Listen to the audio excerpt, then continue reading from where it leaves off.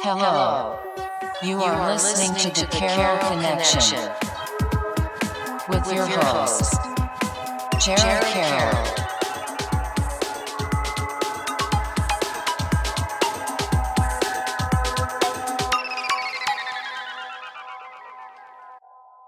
Hey everybody, welcome to the Carroll Connection. I'm your host, Jared Carroll, here to bring you guys another great episode.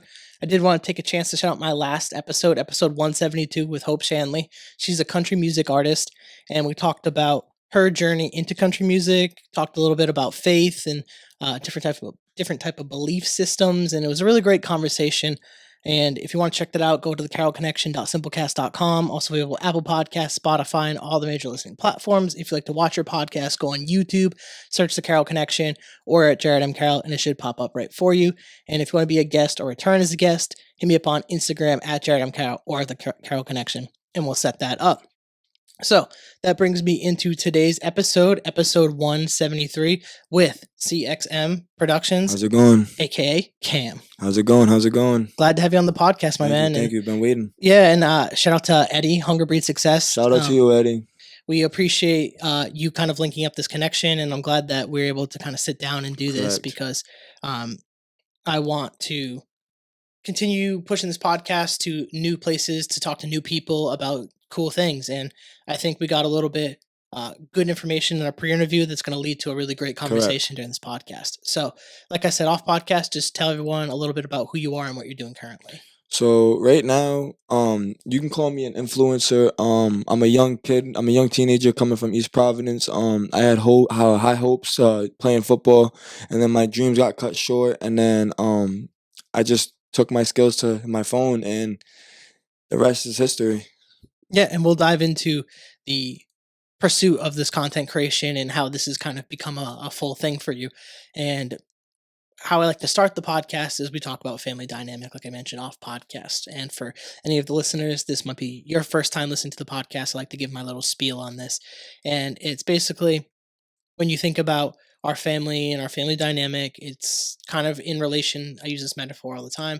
I like building a house. Our family is our foundation.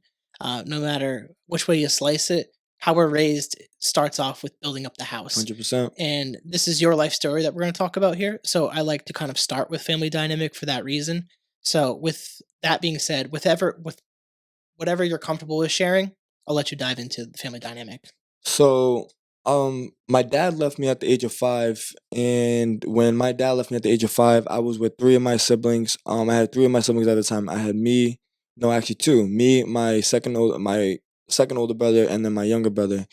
And we were just like, we were struggling once my dad left, and he was behind bars, like the screen, because he was obviously not from over here. He got deported back to Portugal, and I haven't seen him since. It's been, I think, close to almost 13 years.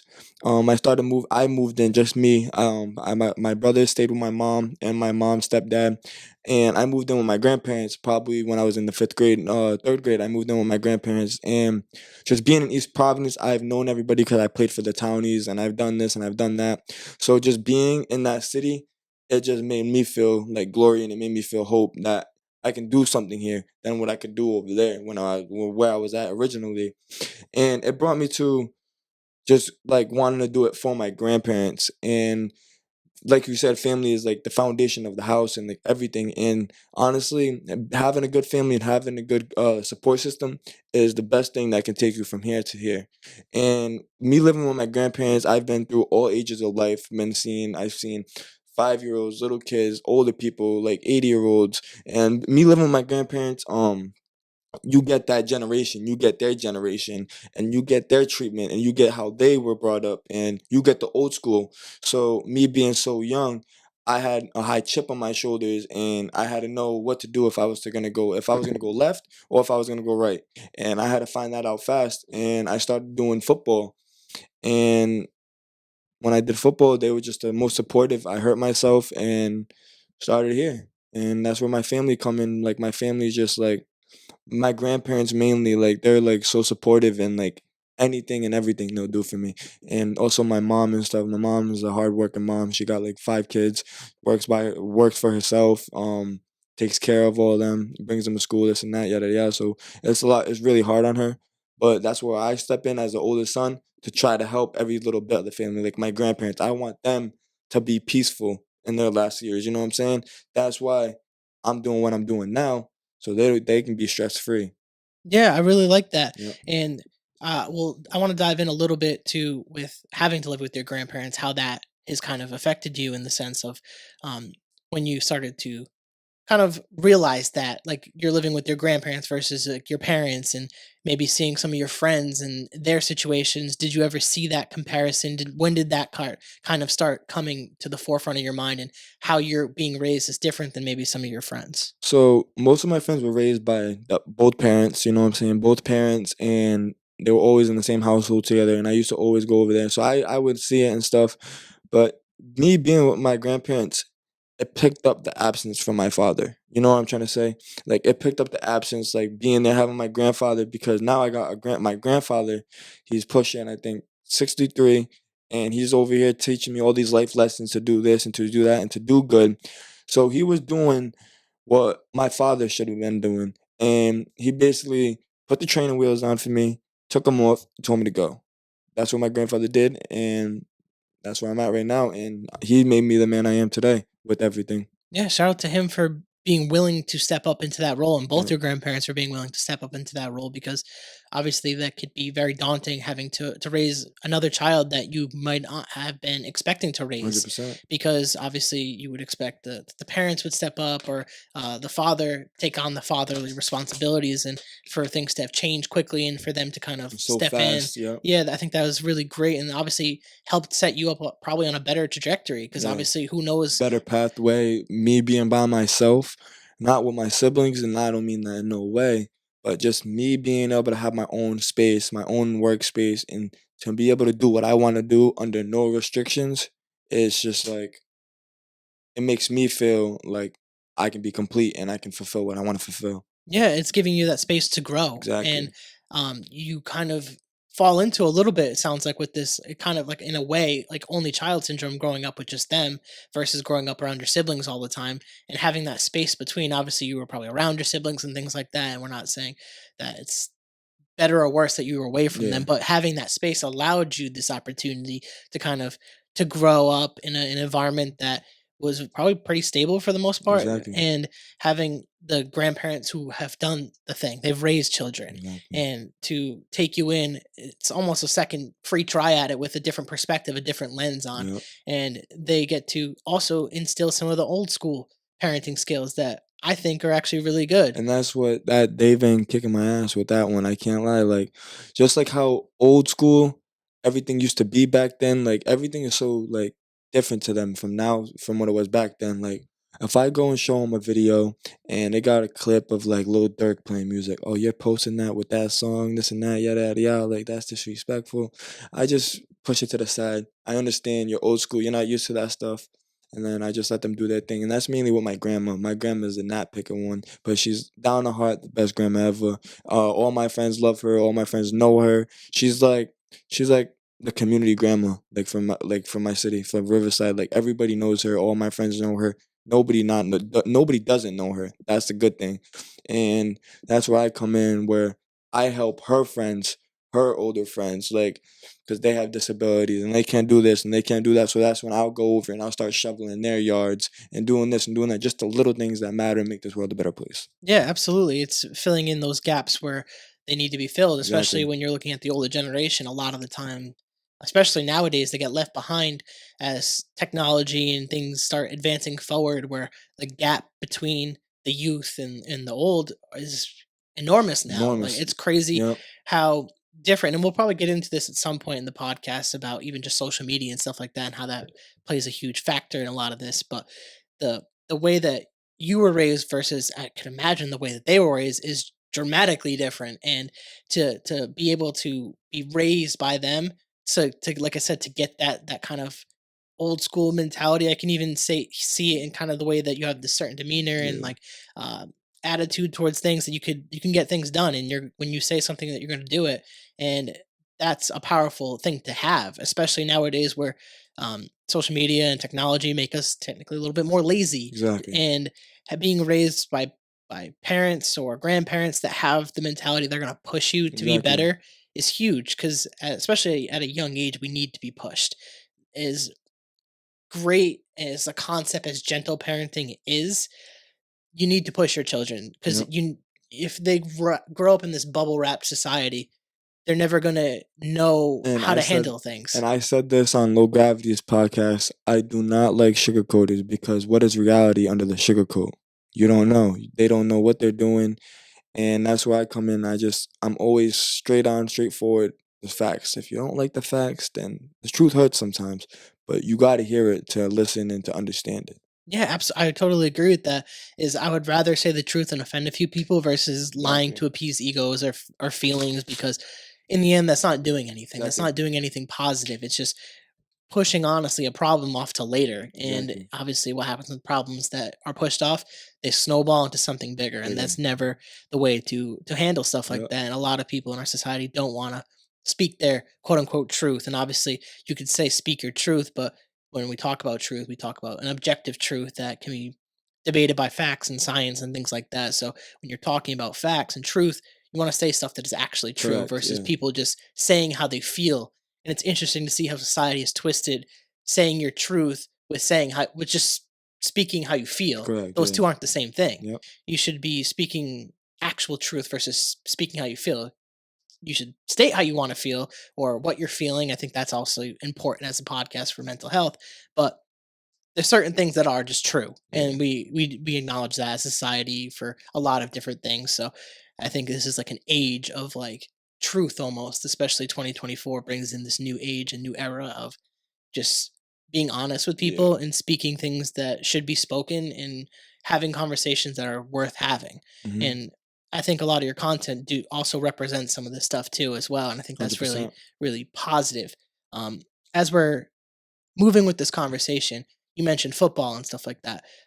Talk to me a little bit about football and why, if you played other sports, mention that as well. But it seems like football was something that was really important to you. So let's go into that. So football was my passion since I was a little kid. I've been playing since flag since I was 4 years old, running around the fields.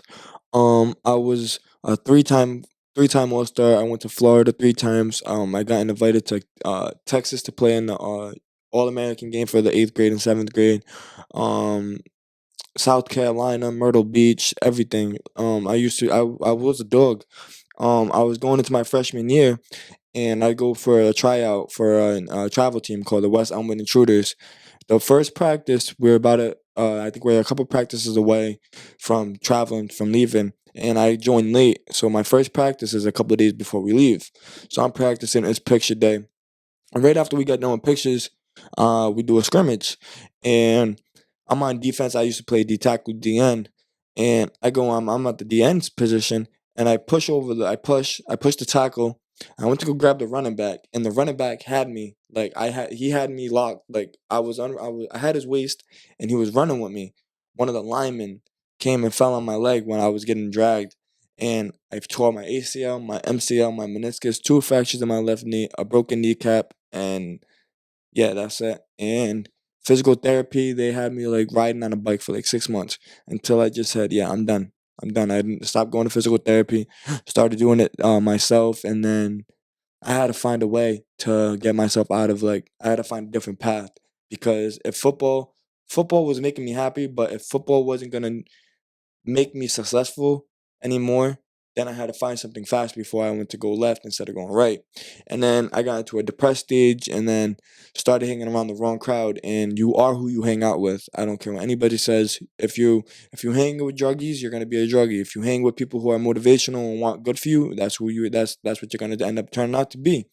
And like I was turning around, like I was hanging out with the older people, and the older people they put things in my eyes like where I understand more, but they weren't giving me any successful tips or anything successful for me to grow.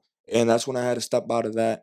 And I used to always be like a little gamer, like with like on the phones, on the PS3, PS4, Xbox 360, always streaming the game. And I remember I was like, I'm gonna make videos. I'm gonna make videos. And I joined a group called Got Clout. It is ran by Goofy Got Clout. He's a boxer, YouTuber from Rhode Island. And I joined the group, and I remember I was bedridden for like 3 months. And I remember I had like a bureau. I would move it, put like my laptop and my phone right there, and I would record, and I would edit on CapCut and do this and that, and I was doing that bedridden with a broken leg, can't move, this and that, and it was just the dedication. I blew from that, from doing that. I blew up, and then the rest. Yeah, and there's a lot to get into with that. And shout out to Goofy Got Clout. I don't know if you reached out to him, but he reached out to me, and Yeah, we're gonna have a future podcast coming. Definitely pumped for that. Shout out to him, and good luck in his upcoming fight. yeah. I believe in Tampa. But I want to dive into this football injury because I played football my entire life. I still play flag football to this day. Like I fucking love football, Yeah. and I think it's one of those sports that is unlike any other because it's one that you just don't get to continue doing later into life. Like once you take off the pads, they're They're they're gone. off, Yeah. and the values that you can get from football are unlike any other sport, in my opinion. And so I'm interested to hear a little bit more about this injury and like the depressed state because I could imagine, especially someone with your talent, your skill to be traveling all these different teams and different experiences, that having it cut short was probably one of the worst feelings. And you said it was freshman year, It correct? was eighth grade year going into Into freshman freshman year. year. So that was leading into a COVID year on top of that, correct? Yeah. So let's dive into that feeling of depression and what was that kind of like and the decision ultimately that you made to leave physical therapy and work on it yourself, like how hard was it for you to like kind of just admit a little bit that you were going to quit football? I felt like there was so much pressure and there was so much like doctors influencing what my decision would be. And that's when I look back at it now is I was worried about what the doctors were saying. And I was too worried about what the doctors were telling me. And I wasn't like motivated myself. So whatever they were telling me, I was going off of what they were telling me. And if it was bad, it was bringing me down. If it was good, it would bring me up a little bit. But I remember it was probably summer workouts for football, freshman year, all the freshmen, like me, 'cause I was an incoming freshman. I came, and I remember I'm working, and like I'm just like I'm not feeling myself. Like I'm not enjoying it. Like I'm not happy no more. Like whenever I used to be on the field, I used to be happy, and I remember we're doing high knees in front of the high school, in front of EP, and I'm just like, is this what I want to do? Like, is this still what I want to do? And I was thinking about my grandparents and everything, and I was like, yeah, this is what I want to do. And then I remember like the physical therapy part, and the physical therapy part, they wanted me in there for years. And I was like, I just don't know. I didn't have the motivation, none of that. So I was like, I have to find a way. I didn't really announce it to anybody that I was done with football. It just like I drifted away. I drifted away. Like I stopped going to the summer workouts. And then I remember I used to go back to the weight trainings and this and that, yada yada yada. Like I was so indecisive on what I wanted to do. Like I didn't know what I wanted to do yet. And I slowly drifted away from that and then started off with the social media. But football was literally my everything. Yeah, with the injury, do you have any lingering effects from that? Because I could imagine So that is pretty I mean, intense. to be honest, like if I'm like just chilling, like if I move my leg, like it feels like a rubber band. Like sometimes like just pulling like separating your knee from going back and forth, it just feels like a rubber band. But that's only sometimes. But other than that, my knee's fine. So leading into how, because like ACL, MCL, like meniscus fracture, like that's a lot. Like I It mean, was big. yeah, that sounds. I mean, that's worse than some of these like actual pro athletes. Yeah, Luckily, you were young enough where I think your body could where I could heal good. heal fast enough to work through that. Um, did you feel a difference in like when you're doing those summer workouts? Like, did you feel like you maybe like lost a step because of the injury? I just felt like my stepping wasn't right. Like being a D lineman, you have to hold yourself in a different position than anybody else on the whole other side of the ball. And I remember like my back foot was my left foot to come off and shoot, and that's my bad leg, and I just felt like I couldn't plant my foot all the way down into the ground like how I used to, and that's when I knew like I had to do something, and like I was like I can't feel it, I can't do it. Like when I'm going in for the ground, I can't feel my toes, And I'm like, I don't know if I can do this. I really don't know. And then I remember like I bought like football equipment, like a shoe and everything like that. Went down the street and just started running. And I started running, and I was just like, I don't know, I don't know. But still to this day, I'll still try. I do field goals. I do all that. I used to be a kicker too. Um, but right now, I was trying to do semi pro, but I'm gonna do semi pro next year. I'm just gonna give myself an elite year to lay off. I'm right now. I'm doing my bulking right now. I'm up 20 pounds in 2 months, so I'm trying to bulk up, and then I'm gonna cut in April, and then I'm gonna cut all the way until probably like November, and I restart the bulk process. Yeah, and I definitely want to dive into deciding to it's box, correct? Or So is it MMA? so we were the boxing part is what I want to do. Like I want to Hmm. do that too.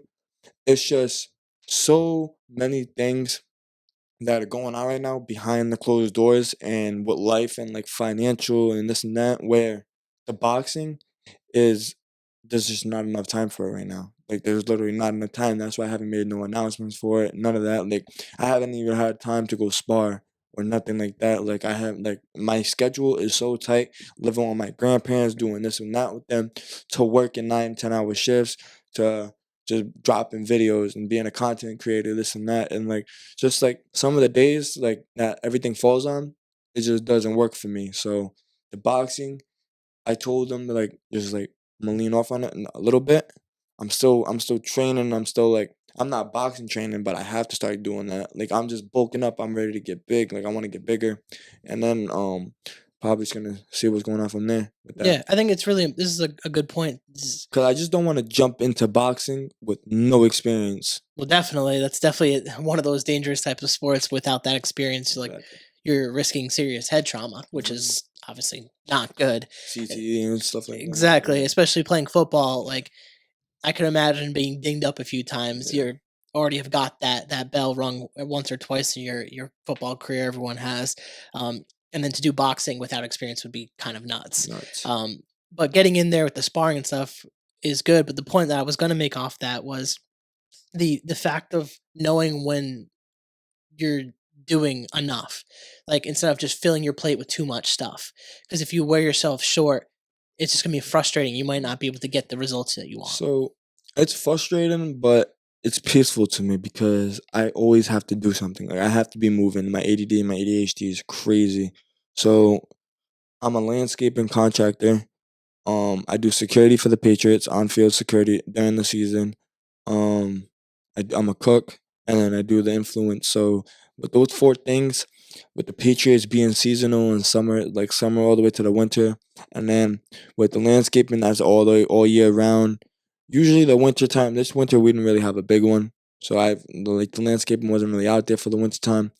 But other than that, I really don't feel like it's too much on my plate because of how much my grandparents did for me. So for me to return that favor, or me to try to return that favor financially so they can be peacefully, ain't nothing too much. So you love the hustle and you love the grinding part Yeah. of things. That's what makes it me. Yeah, I like that. And with I will dive in a little bit into the content stuff now too. Um, Pivoting from football, you talked about getting in with like a little bit of like you could go with the wrong crowd and stuff like that. And I would agree with that. You are who you hang out with. And if you and I think everyone kind of goes through this at some point in different severities of their life. I've gone through it as well. Is you start hanging out with people that at in the moment it feels fun, it's good energy, it's good vibes, Exactly. but you're not going And anywhere. at the end of the day, when you realize it and you're away from them, you look back and you're like, yeah. So, and that's where I came in. While I was hanging around, probably I was like 14, hanging around mid 20s, doing this, and like just being around them also had me have an older mindset as well at a younger age. Jumped off the porch at a younger age, like made me realize a lot more things. But so just like being around, like growing up without a father figure, but then also having the OGs and the grandparents, those two different generations, and to me, definitely helped me out. You're able to kind of pick and choose what you want to take from those Exactly. different Like, because parties. there's lifestyles I hear from the 80s, from the 90s, from the 60s. So, like, all those lifestyles and generations, like, imprinted into my head. Like now I can't get it out. Yeah, and you get to pick and choose too if you want to live Exactly. the lifestyle too that they're living. If you think that they're not doing much in their late 20s, 30s, 40s, Yep. whatever, You yeah, choose your destination.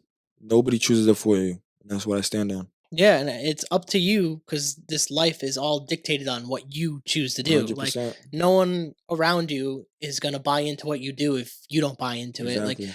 you're the first like pin that has to drop. You have to push the needle forward. Like it's all like when I think about even if I think about this podcast, when I first started this, like it's on me to buy the equipment. And if I stop, no one's gonna give a shit if this stops. Exactly. I have to give a shit.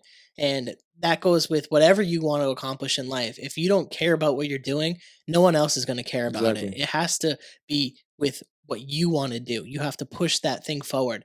And I think when you're hanging around with the wrong people, there's good things that can be taken from that, but as long as you don't go down that same path that they Exactly. did, because that's where that left and right kind of comes into picture that you were mentioning is there's two paths, like you can go down with them or you can go make your own way, and you might piss some people off by doing that, but ultimately if you get to where you want to go, it's always going to be worth it in the end. Exactly. Exactly. And if they're true friends, then they know why you're doing what you're doing. And that's what I stand on. If somebody's not gonna like you for going a different way to make a positive change for your life, then don't worry about them and just move on with yourself. And that's what, like, we're doing the content and everything. Like, I just didn't care. Like, I have a character. Like, I'm gonna use the character. If I have a character, I'm just not gonna waste my potential. I've always held the phone, and I've always just been so like motivational for the youth. Like, when I was a freshman, sophomore, seventh, eighth, sixth graders knew me. Like, a lot of people know me now, obviously, and my audience is like more like of like the middle schoolers, like high schoolers. I got like the older generation here and there, but like what I'm mainly on is just giving back to the youth and giving back to the kids who didn't have it because I I had it, but I didn't have it. I wouldn't say I had it. You know what I'm trying to say? Like I had it, but we had to get our ways to get what we had, and what East Providence and that mainly what I was talking about on low gravity is East Providence, the city. We don't do enough for the youth. We don't do too much. We don't do anything.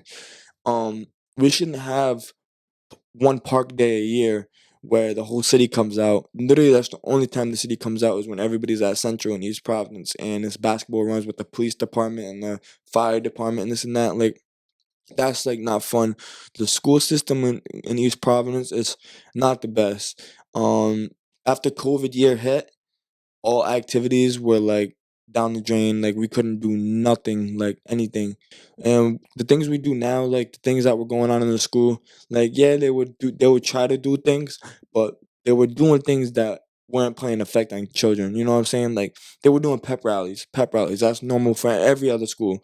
You know? So that's when I came in and I was like a pep rally. Hold on, called one of my friends, Tropicana Danny, the mall dancing security guard. You probably saw him on TikTok and stuff like that. I called him, was asking him, oh, you want to come in across the street from the high school? Surprise these kids, let's do it. Called them, surprised them. Had I think like 200, 300 kids in Shaw's parking lot across the high school, just literally just there for him. Had the police officers coming. I was on top of like the railing, directing everybody, and then we set up like a set date for him to come to the school, and I talked to my principal and I told him what was going on, and he looked into him more and stuff like that. And then I think it was the pep rally of November, the pep rally in November. I think it was November. We went and 1,100 kids at the pep rally. We were on the turf field in the field behind the school. Um, all the kids were in the stands. Everything's still all up on my Instagram too with him and everything like that. But that's when everything started taking off. Mainly is with doing that. I've obviously was doing content on YouTube and stuff like that before, but that situation that I got myself in took me up, like, and it brought me different ways, like opening up for other influencers because he obviously had the audience, and then with his audience, obviously I was brought in, and then you know how the algorithm works. Everybody just looks, and I remember I was looking on my Instagram. I had like 28.4K profile views in the last 30 days. And I was like, last week, that was like just like at 7K.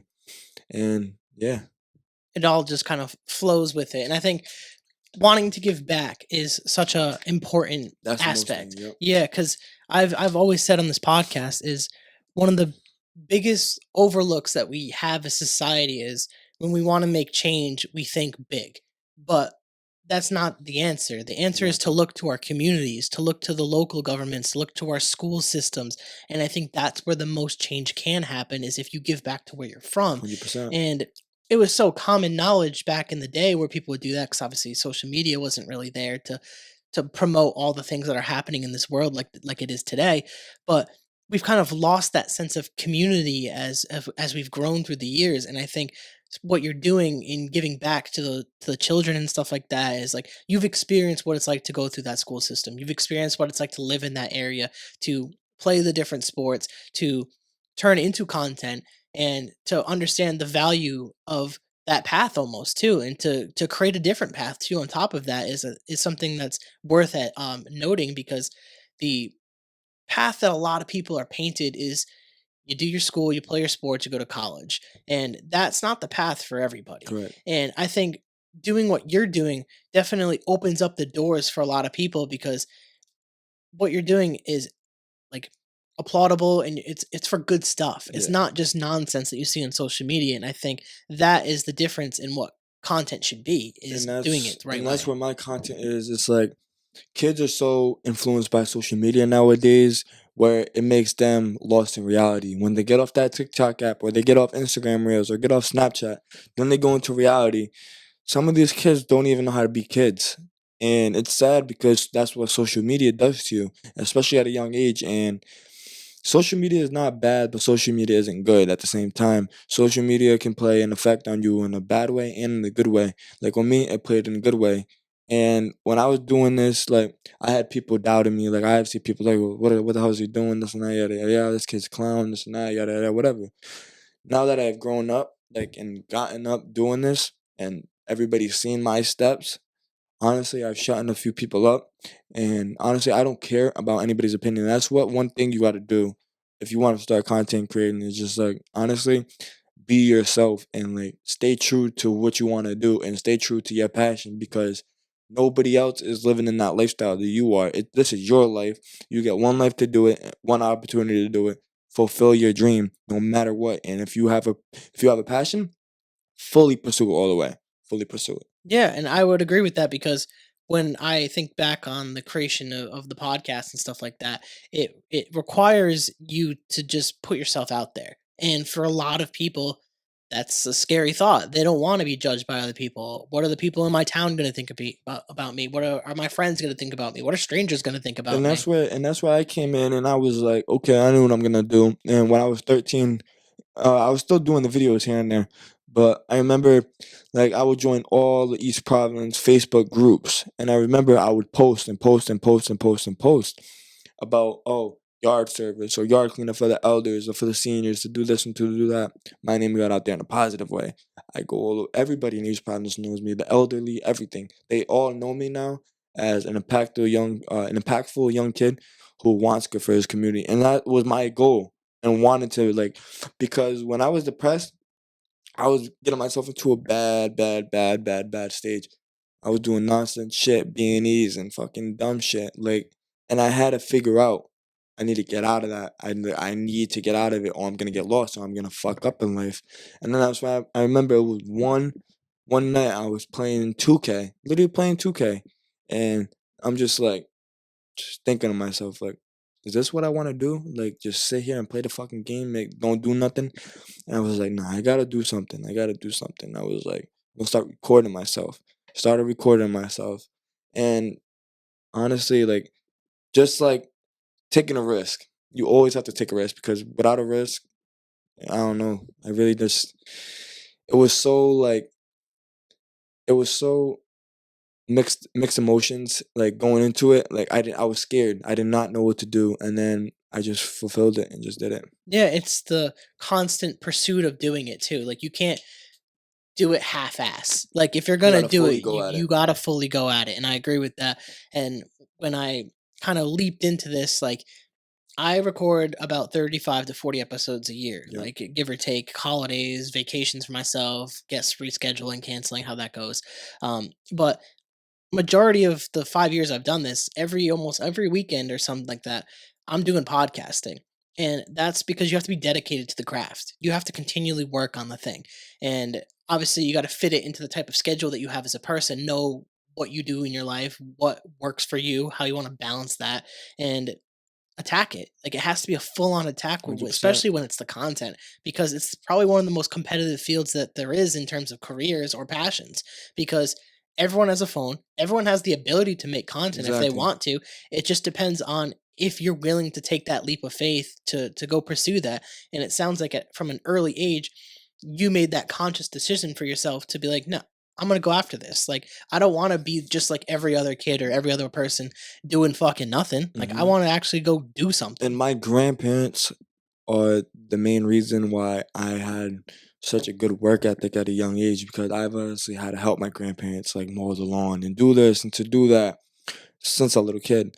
So like growing up around all that and growing up around a grandfather who was a professional mechanic for fucking 40 something years, you get that built into you. You see that when he comes home from 5 in the morning, comes home at 9:30 and he's in pain and he's hurt. You see that because you have to go through trials and tribulations to get successful and to do what you want to do. And money is everything in this world. Like nothing is free. Nothing is free in this world. So if you want something, you have to go get it. If you want to put a roof over your head, you have to work to go put a roof over your head.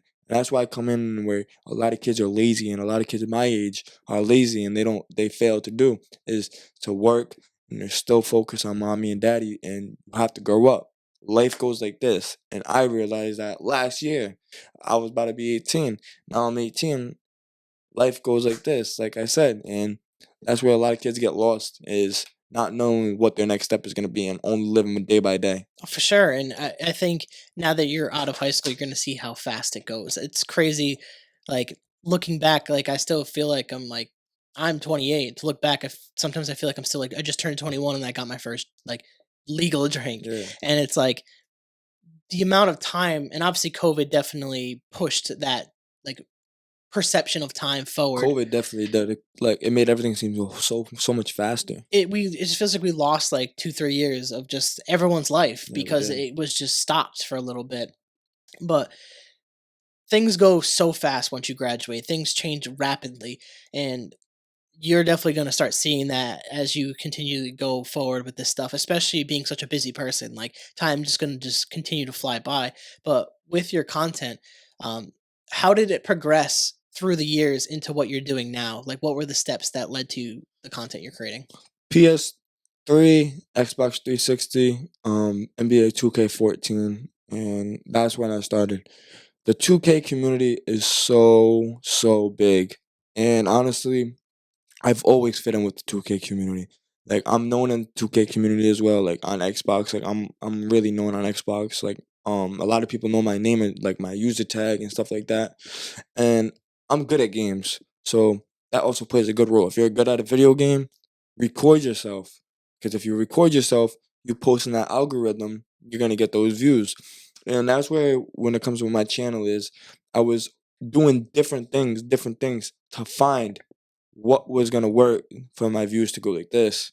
And honestly, the streams, I was streaming probably getting like 115 people on stream. And this I'm talking about like on YouTube streams and on a PS4 in like 2019, 2020. That's a lot of people for like a stream. And I remember like just wanting to stream and wanting to get a face cam. And I remember like that's just what I was dedicated and wanted to do. It was just 2K with the PS4 mic and headphones, and literally that's what I was rocking with. And then I think I got 2022. I came back from Florida, and with the content actually, let me back up. Let me backtrack a little bit. With the content, that's how it started, and then I started recording myself with my knee injury after that, and then from that Goofy gave me like a stage with like YouTube and stuff where I can just open up. And then I opened up. And then I think I took a break. I took a year break, and then I came back with the homeless video. I came out of nowhere. I'm talking about 2 years. I used to be called Cam Got Clout. That changed to CXM Productions, and I remember I was going for like a year, 2 years, and I came back out of nowhere. Did a giving back to the homeless video? Got 1.2K views. My first video on my channel right now. Um, and then just doing that, like there's so much people in this world that are struggling, and you really gotta like have a conversation with people to know who they truly are behind the clothes they're wearing or behind the way they're acting. Because honestly, like the people I was talking to, like struggles are real and struggles do show. Yeah, absolutely. And I think it's valiant of you to want to actually do that and talk to those people, because a lot of the time the stigma is they're homeless, you don't want to talk to them, they're weird, they're creepy, they're this, they're that, and that's not always the case. And it just really takes having the conversation and trying to extend the hand, because you don't know what it's like for someone who's homeless if you've never Exactly. been homeless or been around Exactly. people that are homeless.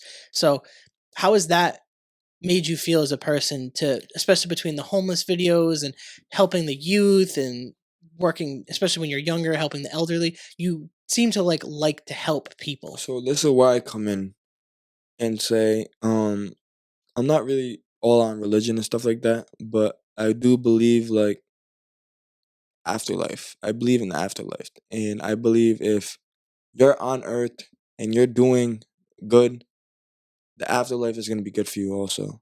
Like there's just a spiritual part, like the hell and the heaven part like that. Like I feel like that is so real and so powerful that God, like like God is heavy, like answer every single prayer that I've prayed, like everything. And so honestly, that's why I feel like God's watching us, our every move, and He's keeping track of the people who are doing good and doing good for this community. And it makes me feel successful, and it makes me feel like a good person. And it makes me feel like my grandparents did a good job raising me. And as long as my mom, obviously, but my grandparents, they weren't strict, but they were strict and lenient. Like at the same time, like they would let me do this and let me do that, but would also tell me to do this and tell me to do that, and just stuff like that. It was just like so many life lessons turned me into this character. Yeah, and I think it's really great to see that in someone so young, to have these characteristics of wanting to help people, wanting to pursue not only a better life but to promote people who are good and try to do those good things. And I really like that you brought up the concept of spirituality and religion and God, because I've been we were talking a little bit off podcast about it in my last several episodes, where we've brought up faith or belief systems, and I've been really big on kind of talking about this lately. And I'm not even someone who says that I strictly believe in a God or a specific religion or things like that. I like to say, if anything, universe source type thing. To me, it's same thing. Like how you say God, I would just say universe. Like I Yeah, don't say it, look at it any differently. I was raised on religion. I believed in God at some point, but I was allowed to kind of separate from that. exactly. And I don't have any resentment towards any religion. And I'm glad for that, and I thank my parents for that, because when I talk to people about religion, I'm very interested in it, because Yeah, I feel that energy that you're talking about too. Like it is real. There is something about this afterlife that we don't know, but being a good person is something we do know, and being a good person every single day is something you should strive for, because we have enough bad people in this world doing exactly. bad shit. And I look at it like as you can't never stop being too positive, and that's where Eddie literally motivates the fuck out of me to with this shit. Like with the gym, like started going to the gym. Like I started going on his plans and doing this and that. The motivation part, the waking up early in the morning, the to eating good. It's him. It's literally him. And honestly, me meeting Eddie, I met Eddie probably like I would say 4 years ago at Barrington Middle School basketball courts pickup runs. And if you know Eddie, if you know Eddie, you know how he is. And he was like that before too. And he was just so enjoyable and just so like appreciative of life. And just like he was so amazed by every single move, everything. And he's just an enjoyable person. And honestly, when I think I did some, I think it was me and him did a video together. I did a story time with Hunger Break Success, or I think an interview, like interview type of thing, and I did that with him, and I was the first one he talked to and stuff like that, like in a video, and then I think a couple other people came, and you came on and did him and stuff like that. So honestly, Eddie is a big what's called motivational person for me to seek God and to seek good into this world. So yeah, I gotta give my props to Eddie. Yeah, shout out to Eddie and the way that he goes about his business and the way that he speaks about the world and speaks about his beliefs and he speaks power to words. Exactly. And I think that's really important with how we go about our lives is like the things we say matters.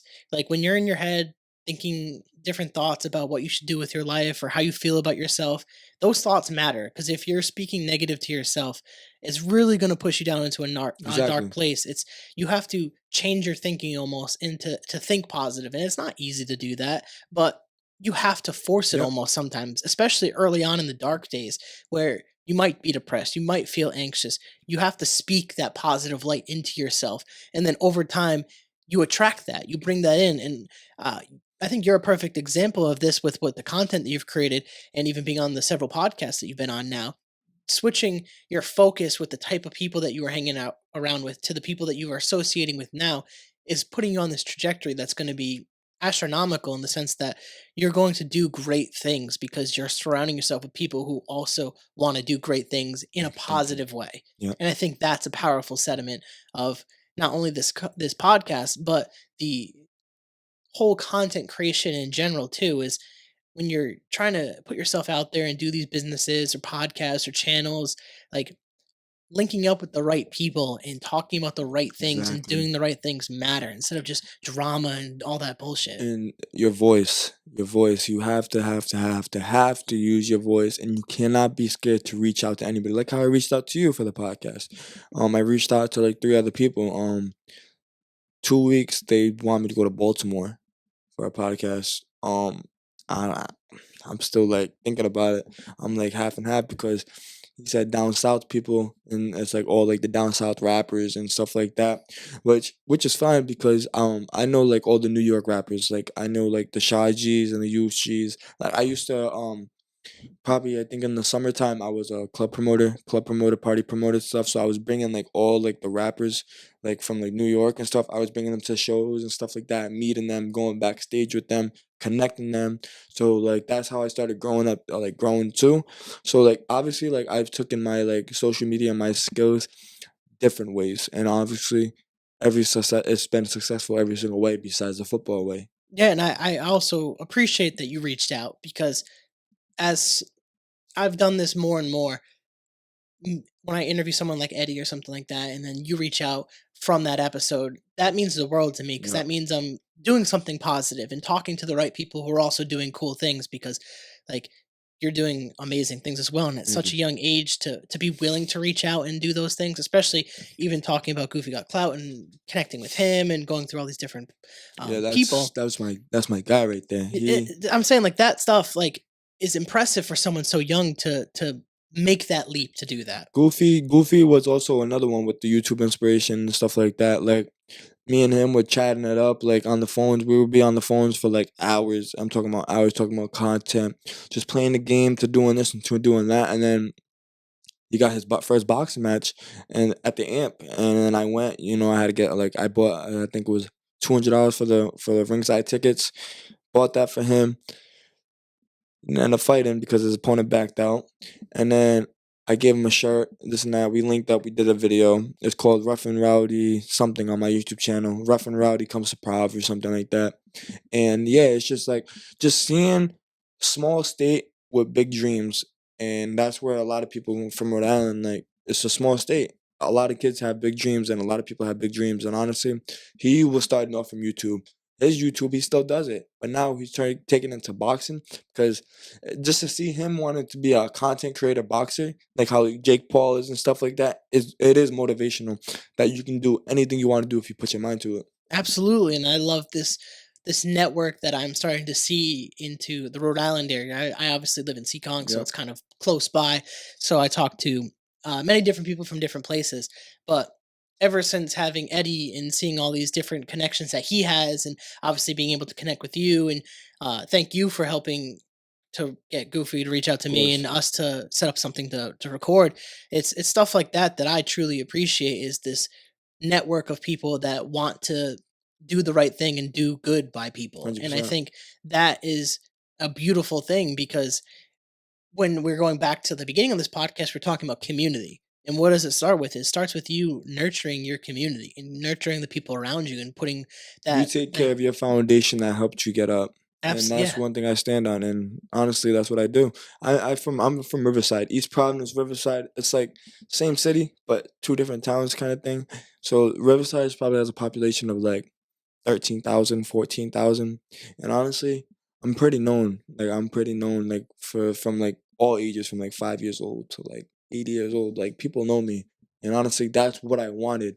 I didn't want people to know me as a badass or a kid who was gonna be a fuck up in his life. Which I was going down that path. Sadly but truly, I was going down that path, and I had to snap out of it fast. Once I started snapping out of it, everybody was like, "Whoa, what the fuck? This and that, yada yada yada." All the parents, everybody started putting in words for me. Everybody started looking at me, and that just gave me even more motivation because I was already depressed with the knee injury and doing bad things and hearing people talk bad about me. It gave me so much motivation to get up and to do better than just to sit down and do what I was doing.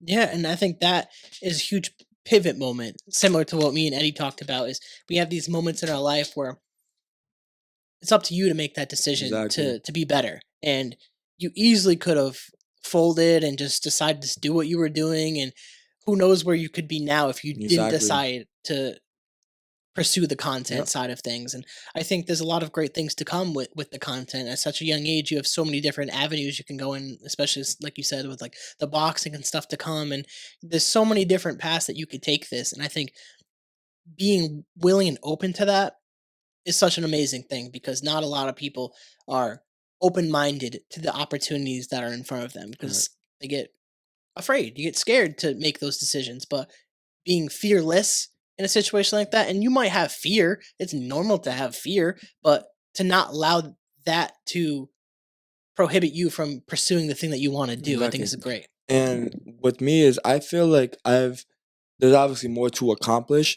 but I feel like I've accomplished so much in Rhode Island where it's been in the back of my head where I want to go to a different state for a month or a couple weeks to get my name out in different states. And because I feel like so accomplished in Rhode Island, like I really do. Like a lot of people know me, every city, obviously, somebody knows me in every other city. It's Massachusetts, you get the Attleboro's, the Seaconks, everything like that. Boston, Brockton, East Bridgewater, West Bridgewater. People know me over there.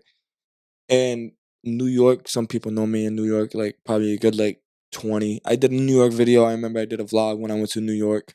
All that stuff with the cameras with Rhode Island Sports Network. Honestly, they helped me out a lot too. Well, like getting my content even better into knowing how to like record, into knowing how to do this, into knowing how to like speak even better. And doing photography for the kids for basketball and stuff like that. Obviously, like I like wish them all the best at Rising. Like I'm still part of it, but I've went down. Like I started drifting away, and Eddie's kind of picked it up more. Eddie's kind of picked it up more, and I started drifting away because it was me, it was me and him, it was me and Rising, and then I gave Eddie a shout out. Eddie came through, and then it was all three of us, and then just time and everything like that just slowly I ended up drifting me away. Like I want to still be involved, which I still am involved, but right now it's at a point where it's like it's too much, not too much, but to be going to a game and to be doing this, to be doing that, and just focusing on a brand's page when you have to focus on your own brand, it's hard. It is hard. Yeah, and that And I goes. was running the page as well with the manager, like posting the videos and like of the highlights of the kids and stuff like that. Like I was doing that probably for like a couple weeks, and it was fine. It was perfectly fine. But then I was like thinking I'm putting too much into Rising and not into my brand, and that's when I just started to drift down a little bit and started to like focus on my content and my brand even more. Yeah, I mean, you got to definitely water your flowers. Essentially, you can't be watering everyone else's Yep, garden and not water your own. And exactly. you could help, you could still be a part of it, and I think they would still appreciate that too if you decide to do that. Yep, But you ultimately should make sure that you take care of yourself first and your needs and what you value as a content creator too, because that's also very important, is to 100%. make sure you take care of what you want to. We are getting towards the back end of the podcast, and I do have that one more question for you. Yep. But is there anything that you wanted to speak on or bring up that we haven't discussed yet? I'm trying to get new merchandise out. Um, Other than that, I think we covered everything. Yeah, I think this was a fantastic Thank you, podcast. thank you. I think you carry yourself with a lot of pride and respect for where you've come from and where you're going. And I'm definitely glad to have had you on this Thank you. podcast. I do have one more question for you, like I mentioned off podcast. What would your advice be for someone who wants to pursue their passion? If you want to pursue your passion, no matter what it is, you can't look behind you. Your past is your past. Your present is the biggest gift of them all. And that's a quote from Eddie as well. Also shout out Kickomatic, Zachary Russell. The present is the biggest and the best gift of them all because there's so much unknown in the present than there is in the past. If you dwell on your past, that's not gonna do anything for your future.